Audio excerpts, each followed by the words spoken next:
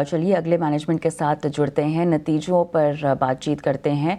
और यहाँ पर हम बात करने वाले हैं अब जेके टायर के नतीजों पर, जहाँ पर दूसरी तिमाही के जो रिज़ल्ट्स आए हैं। हमारे साथ जुड़ गए हैं इसी पर बात करने के लिए जेके टायर के प्रेसिडेंट अनुज कथुरिया। अनुज जी, आपका बहुत बहुत स्वागत है इस खास पेशकश में। और यहाँ पर अगर हम ट्रक और बस सेगमेंट की बात करें तो मेजर रेवेन्यू ड्राइवर ये सेगमेंट है, और यहाँ पर थोड़ा सा स्लो डाउन अनुभव हो रहा है। डिमांड अगर हम देखें पैसेंजर व्हीकल्स की, थोड़ी सी स्लगिश भी है, थोड़ी सी धीमी भी है। कैसे आप टायर ग्रोथ पर इसका असर पड़ता हुआ देख रहे हैं, और क्या इस ट्रेंड में अगर ये कंटिन्यूटी रहती है, अगर ये बरकरार रहता है, तो इसका इफ़ेक्ट तीसरे तिमाही के नतीजों पर क्या हमें कितना देखने को मिल सकता है? देखिए, जहाँ तक ट्रक एंड बस सेगमेंट की बात करें तो खास करके ट्रक्स जो ओई ट्रक्स वाले जो हैं उनकी जो मैन्युफैक्चरिंग रही है वो काफ़ी उसमें स्लगिशनेस रहा है। क्वार्टर वन में भी हमको ये स्लगिशनेस देखने को मिला था, और क्वार्टर टू में भी कोई इसमें सुधार नहीं हुआ। तो उसके चलते क्या हुआ है कि वहाँ से जो डिमांड आती है ट्रक एंड बस रेडियल टायर्स की, वो काफ़ी म्यूटेड रही है।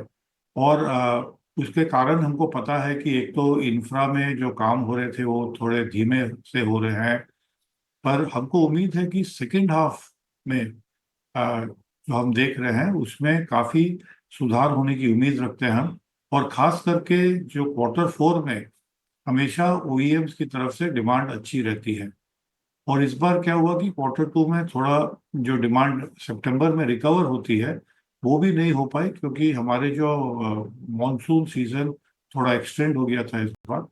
पर हम ये समझते हैं कि इंफ्रा पे काम शुरू हो जाएगा, और वो जो कैपेक्स के जितने भी प्रोजेक्ट्स हैं वो आगे आएंगे, और उन पे जब काम शुरू होगा तो गाड़ियों की डिमांड बढ़ेगी। तो ओईएम्स की तरफ से भी डिमांड अच्छी रहने की उम्मीद रखते हैं।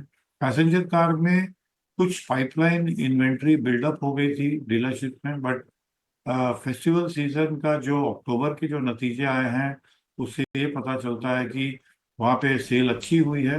अनुज जी, यहाँ पर ये बताइएगा हमें कि रॉ मटेरियल प्राइसेस अब कैसे नियर टर्म में आपको कहाँ जाते हुए दिखाई दे रहे हैं, और साथ ही जेके टायर के एंटायर कॉस्ट स्ट्रक्चर की अगर हम बात करें तो इसका कितना असर पड़ता हुआ आपको दिखाई दे रहा है?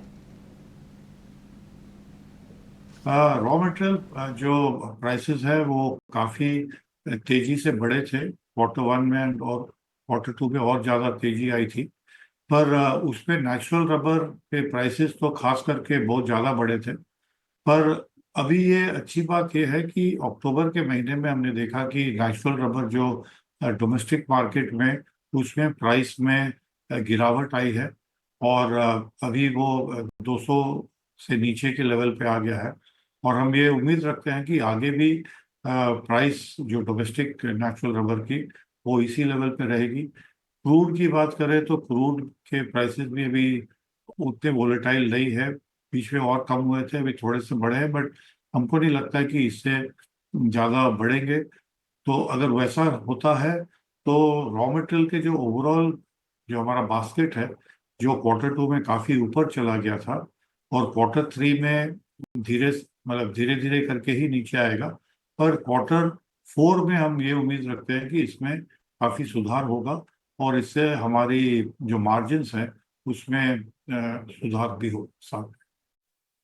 अनुज जी, क्या कुछ डिटेल्स आप अपने डेट रिडक्शन स्ट्रैटेजी को लेकर साझा कर पाएंगे? क्या टाइमलाइन क्या हो सकता है पूरे फाइनेंशियल पोजीशन में इम्प्रूवमेंट को लेकर, जो आपने अपने लिए निर्धारित कर रखा होगा? देखिए, हमारा जो डेट रिडक्शन प्लान है, जो लॉन्ग टर्म डेट है, वो जो हमने प्लान किया था उसके हिसाब से हम उसकी रीपेमेंट कर रहे हैं। और हम जो अपना डेट टू इक्विटी रेशियो को जो हमने एस्टेब्लिश कर लिया है वो वहीं पे उसको बनाए रखेंगे। हम डेट टू एबिटा रेशियो भी ट्रैक करते हैं, वो भी 1.5 से 1.8 के रेंज में आ गया है, और हम उसको वहीं पे रखेंगे।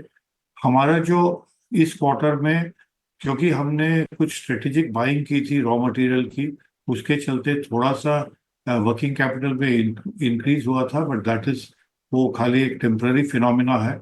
वो 3 से 6 महीनों में वो करेक्ट हो जाएगा। तो डेट के हिसाब से हमारा जो प्लान्स है वो उसी तरीके से चलते रहेंगे।